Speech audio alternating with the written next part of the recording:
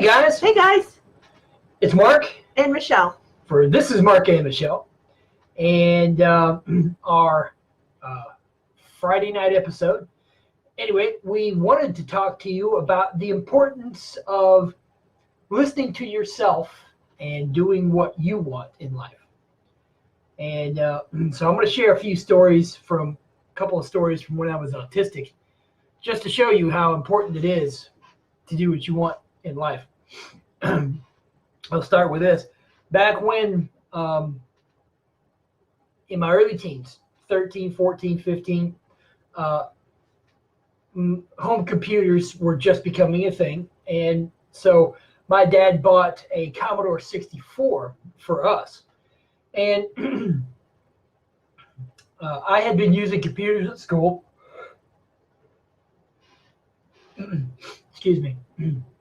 Like Apple IIe's, 2 pluses, and yep, there's a kitty butt up in the camera there. But I had learned to program on them and this kind of thing, and I really loved using computers.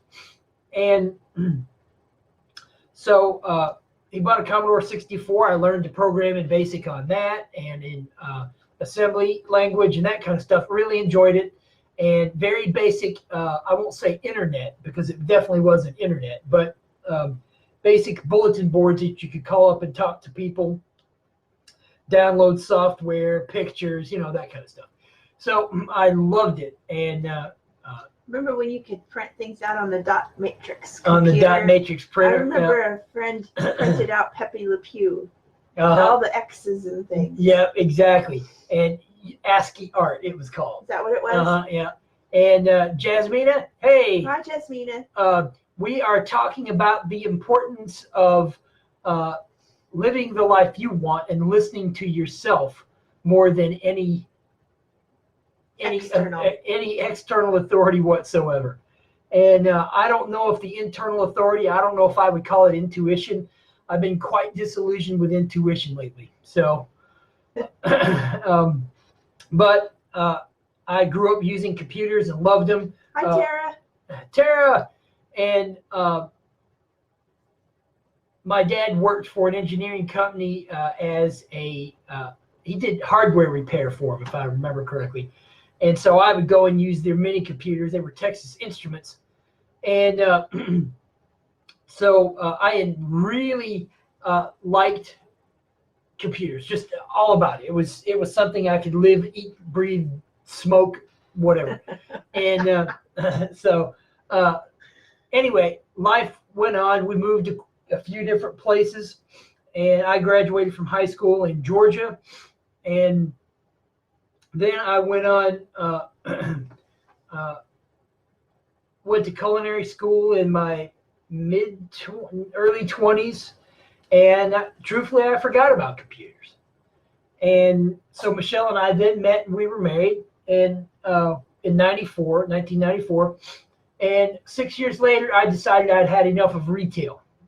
And even as an autistic person, I could feel my frustration with retail. So I decided to go to school for anthropology because I was talking to someone and I thought, I'd really love to go to school for things like archaeology and languages and stuff like that. And this friend of ours said, oh, well, that's anthropology that you're talking about. You smoke a computer by shorting it out. That's how you do that. Tell that friend that's how you do. All you do is just cross some of those wires, all right? and you'll definitely smoke one. But I forgot about computers. After listening to this friend, I did an anthropology degree. Yeah, I enjoyed the anthropology degree. And after I got done with it, with all of the things, someone said, all of the course requirements, someone said, you really need to do something that's going to make yourself more marketable. Well, being an autistic person who didn't really have his own mind, I thought, oh, okay. And so there was a part of anthropology that I liked that was biological anthropology. That was human evolution, paleogenetics, Exactly. Don't inhale. Right. And, inhaling computer smoke will definitely get you fried. And so we got some horrible puns. There's your monkey. And with the fizz. And so I decided, okay, I'll go and get a degree in biology. All right. Well, in anthropology, I had no trouble taking classes. I didn't fail any of the classes. I think I made a C in a couple of the classes. Not a big deal. And my grade point average, I think my grade point average was a 2.9 or 3 in anthropology. So I went on to biology, but biology was trouble. And so I was in over my head as an autistic person because of the inabilities to learn well. And so I had to take classes over and over and over again. General chemistry, I had to take it 3 times to move on to general chemistry 2. General chemistry 2, I think I passed it after 2 times. And so then I moved on to organic chemistry, and that's where I had real trouble. I had to take it 7 times.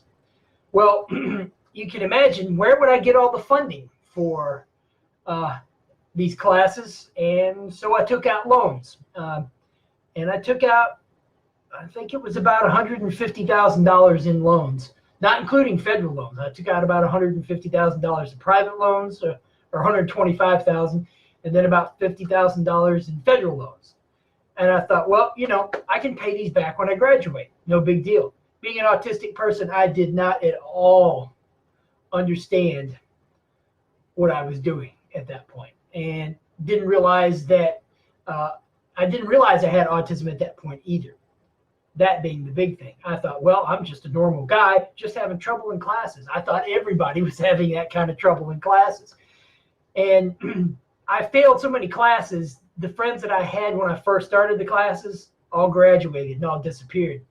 And I could say I actually got depressed. I could actually feel, I went home and told Michelle, I said, you know what? I don't know anybody in any of my classes anymore. That's when the suicidal thoughts started. Yep. And so I kept on trying to pass classes. Well, after taking organic chemistry 7 times, the best I needed a C. The best I could do was a C minus.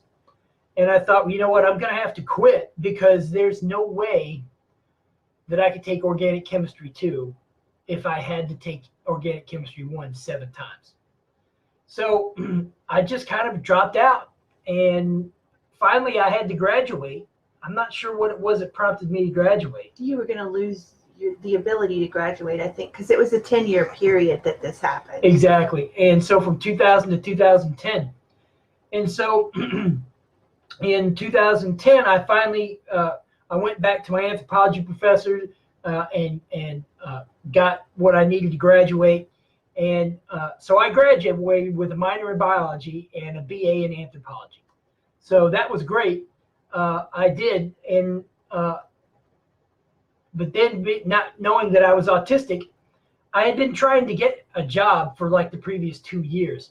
I put about 100 resumes out, never got anything back, and even tried to go get retail jobs. This was in 2007, 2008, during the beginning of the financial crisis, and so nothing worked out.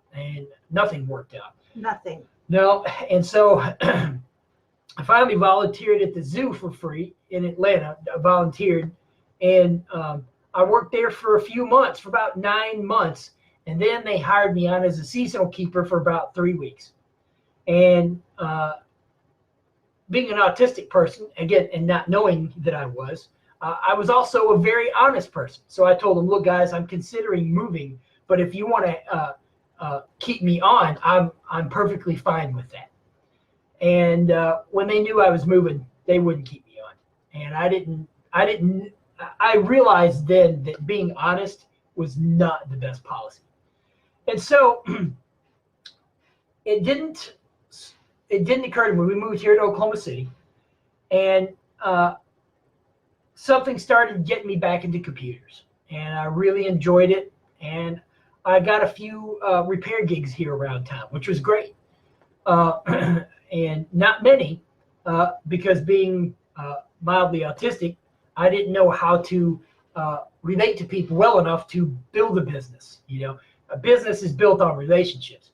So over the past few years, past 2 years or so, we've really worked on building the autism thing, and which I could not have done without her, and which she couldn't have done without me. So we've worked really hard at it.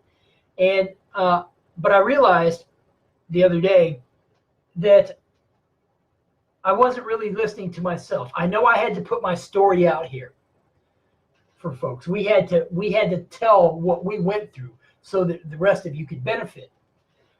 But I realized that I sold myself out by not listening to me. I spent all my life, and being an autistic person, I didn't have much of a mind of my own anyway. I thought I did, and I hear a lot of autistic adults say that they do. But you'd be surprised how easy it is to get you to do something when you're autistic. You may think you're not gullible, but believe me, NTs can get you to do things that you don't even realize you're doing. I promise. So I've been real upset about that the past couple days, and today it really hit me hard. I'm done listening to any other person in my life except me. And so now I'm going to go get certified in computer repair, and I'm going to go do that while we keep this business going, because I've had my fill of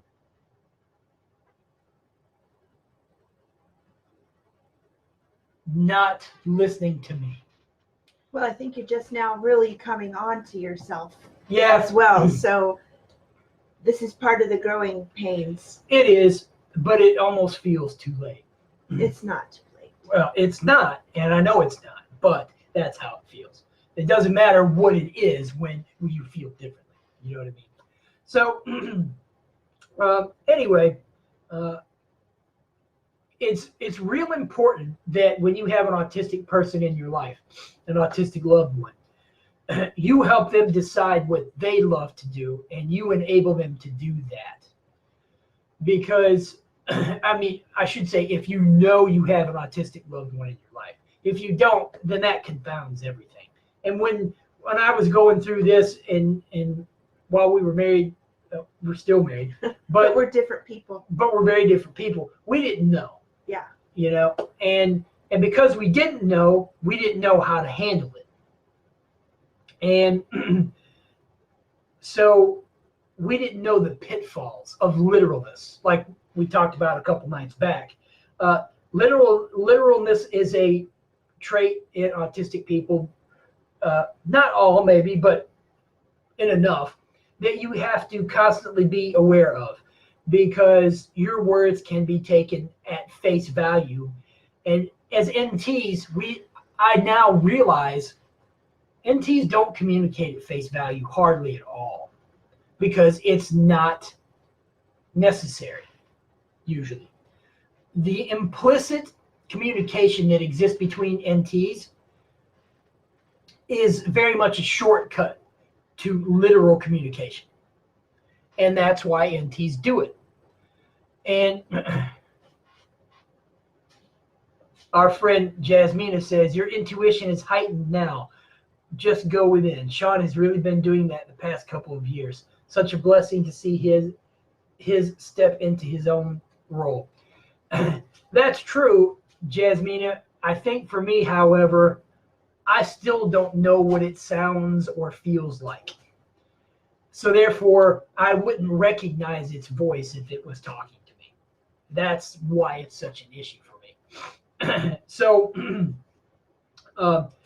when you have autism in your life, either your own or loved ones, it is vitally important, and you know that you do have that in your life, it's vitally important that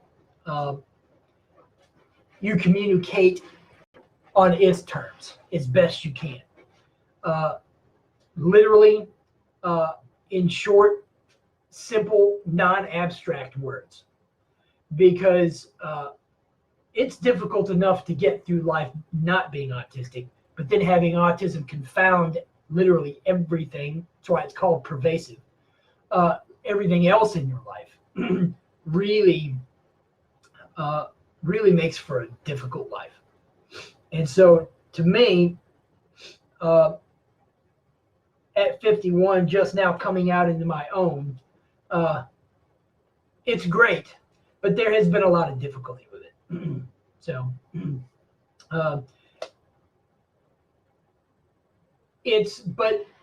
I'll say this for you NTs,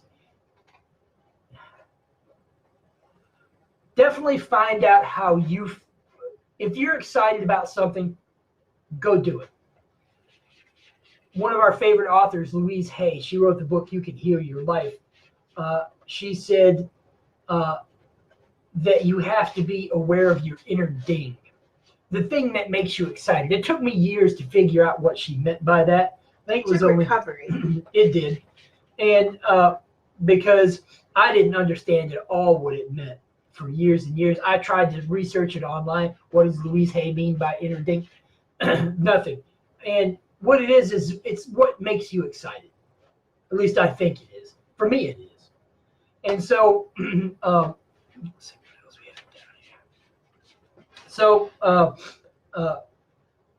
those of you who have autism who are watching our show, who are regular fans, those special interests of yours, if they can be turned into a career or a job, do it. Because you obviously have a passion for it, although you may not feel it that way. I didn't. To me, it was just information that I liked having in my brain. Of course, liked having it in my brain might have been the signal that it was a passion, But if you have a special interest that you think can be turned into a career, do it. And for you NTs, what makes you excited, what keeps you talking about it forever, that's what you need to do. Did you have something? Before you're 51, I guess. Yeah, well, or whenever you can do it. So, well, anything else you want to talk about? Well, you did complete the what autism can do to your finances part. I did. Well, we were going to talk about that tonight too. Just a few important points in this area. When autism is bad enough, it can be difficult to hold down a job. And if you're married, that puts a lot of stress on your spouse. And if you have kids, that puts huge stress on the family. Because if you can't hold down a job as an autistic person, life is going to be financially very difficult. And it can be difficult enough even for NTs. But, it's not just autism. If you're chronically ill, because to us, autism is a chronic illness. I mean, might as well say what it is.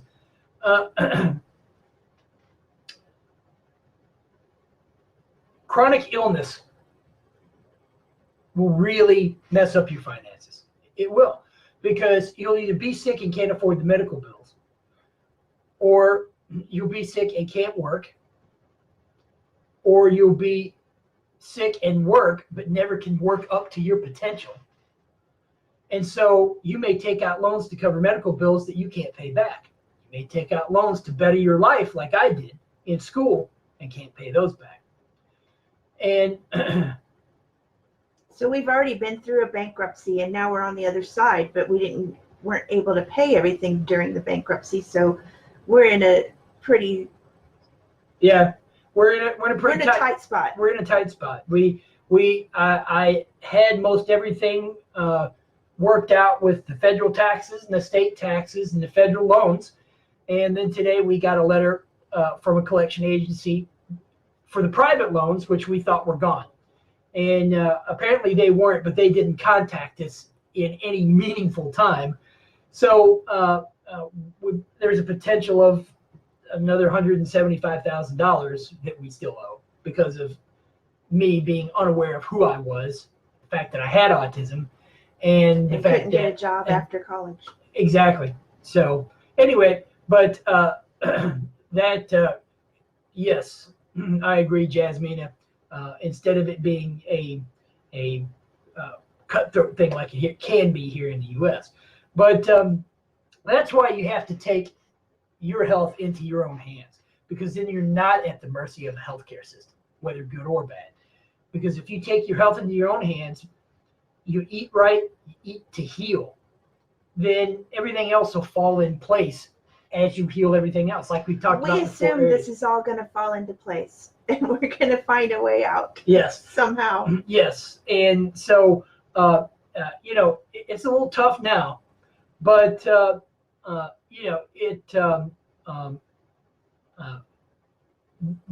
there has always been a solution. And as we were reading tonight, if you look at your problems as challenges to be solved or problems to be solved, then you don't get involved in the negative emotional side of it. And so that's how we're changing our perspective. But autism or any other chronic illness can really mess with everything in your life. And, just seeing people around me here in Oklahoma, if it's, so sick that they can barely afford their medical bills. And, they don't realize that they can take that into their hands and fix that. And that's something we're learning about our financial life, is that instead of hoping that it works out, I mean, we know that it's going to, but you take action on it and you create. And yes, I like that. Figure outable. That's a new, newly coined word, but it's very important that instead of just hoping things work themselves out, you take action towards it. And we have been doing that the past 10 years. We've worked really hard on how we think about money, how we spend money, and we've never been bad with money. It was just these loans came around and caused a problem that was completely unintended. Of course, the autism was unintended as well. So, But anyway, that's where we're at. And we're just telling you guys, hey, take control of your health so that you can get your life back in order. Because that is one of the biggest things for you and most helpful things for you to do, is controlling your health and getting healthy so that you can keep your life on track. Because being sick throws it all off the rails. Yep. And anyway, we'll let you go for tonight. Remember, continue that celery juice, continue the heavy metal detox smoothie, continue with the lemon water. Our book at www.healyourautism.com/buy the book. Our book entitled Heal Your Autism's Do-It-Yourself Guide, Healing Begins in Your Kitchen. It's our guide to how we got where we are. And so you'll want that book. We've got some great freebies that go with it. It is not a free book, but that's okay. Scroll down to the bottom. You'll see the price, and you'll definitely want to order it when you find out what it's about. Anyway, we'll let you go for tonight and see you tomorrow. Thanks.